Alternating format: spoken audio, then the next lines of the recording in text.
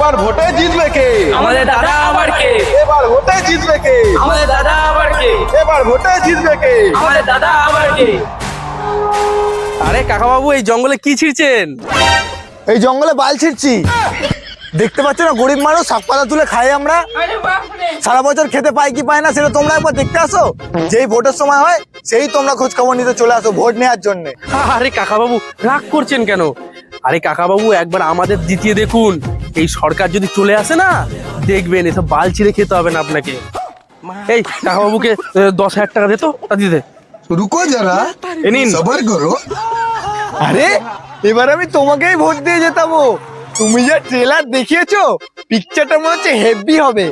হ্যাঁ কাকা, তুমি কিন্তু ভোট দিয়ে যেতে পারলে আবার তোমার সাথে দেখা হবে। আরে ভাইপো, আরে ভাইপো, তোমাকে তো ভোট দিয়ে জেতালাম, কিন্তু আমি তো এখনো সেই বালছিরেই খাচ্ছি। উন্নয়ন আর কোথায় হলো? আরে শালা গরিবের বাচ্চা, শালা খাস তো বাল ছিঁড়ে আবার বড় বড় কথা বলছিস। তুই আমাদের থেকে 10,000 টাকা নিয়েছিল না, মালটাকে কেলিয়ে 20,000 টাকা নিবি নে।